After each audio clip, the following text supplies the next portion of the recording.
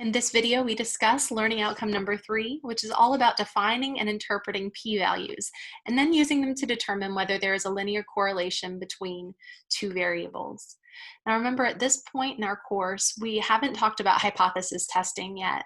So we really don't have the statistical background to talk about why these rules work and what they mean, or not necessarily what they mean, because we'll be able to talk about what they mean, but we won't be able to justify where they come from. So what we're going to do in this section is I'm going to give you rules of thumb for p-values and how to interpret them. But the reason why all of that is true will become much clearer when we talk about hypothesis testing in Chapter 9, and then when we get into more depth with correlation and regression in Chapter 10. So let me define a p-value for you. If there really is no linear correlation between the two variables, then the p-value is the probability of getting paired sample data with a linear correlation coefficient r that is at least as extreme as the one obtained from the paired sample data. So for example, when we were looking at that data set that paired the shoe prints length and I believe it was heights, we got this output from StatDisk. We had 5 pairs of data. We had a correlation coefficient of approximately 0.59, and we had critical values of approximately plus or minus 0.88. And we said that since our correlation coefficient 0.59 is in between the negative 0.88 and the positive 0.88, then evidence suggests or there is not sufficient evidence to suggest that there's a correlation between the two variables. Now, rather than comparing that R value, or the absolute value of R, to the absolute value of the critical values, or rather than plotting those critical values on a number line and seeing whether or not R was in the tails or in between the two critical values, we can look at the p-value instead. So the p-value is listed right below this red box.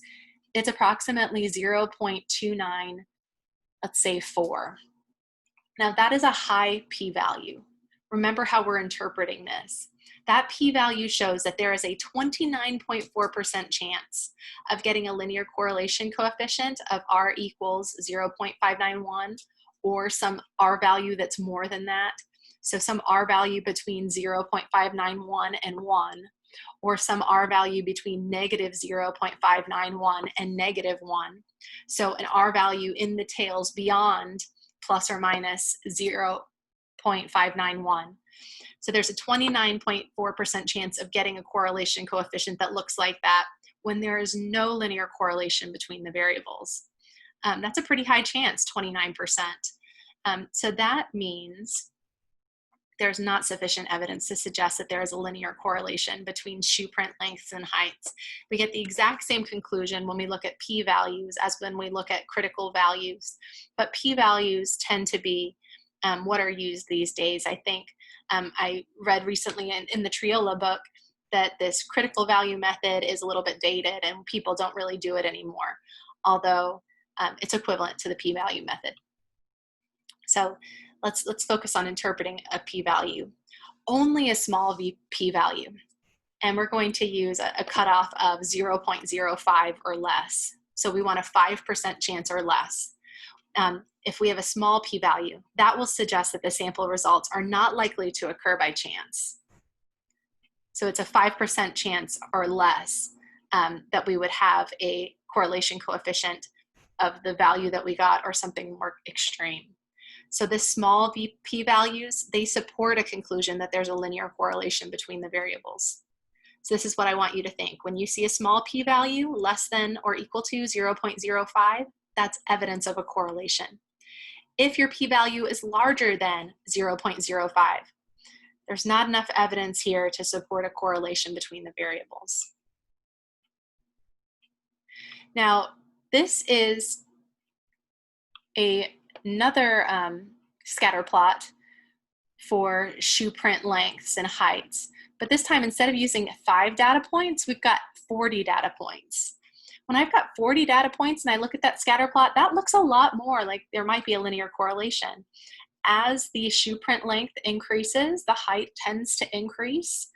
They don't all lie in a straight line. R is not equal to +1, but I would expect R to be positive. I would expect a line with a positive slope to be able to go through those points and roughly estimate the relationship between that shoe print length and the height.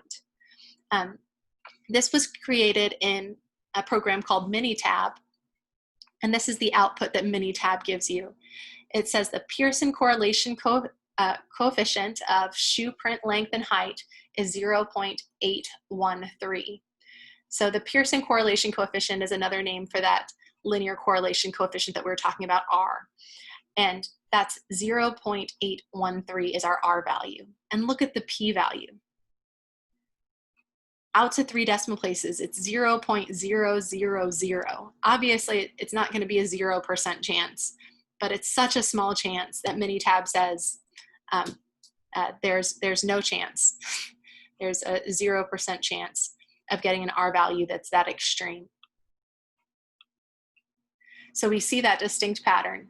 As you look at the shoe print length, as it increases, the heights increase.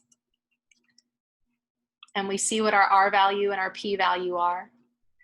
Since 0 is definitely less than 0.05, that's very small or non-existent. We have sufficient evidence to conclude that there is a linear correlation between shoe print lengths and heights. We didn't have sufficient evidence before, but that's because the sample size was so small. We only had n equals 5. We only had 5 data points. But when we had n equal to 40, when we had 40 data points, the true pattern became a lot more clear. So having more data is generally a good idea as long as that sample was collected in the right way, as we've talked about in earlier chapters. And that's it for learning outcome number 3. I will see you in the next video, or you will see me in the next video for learning outcome number 4.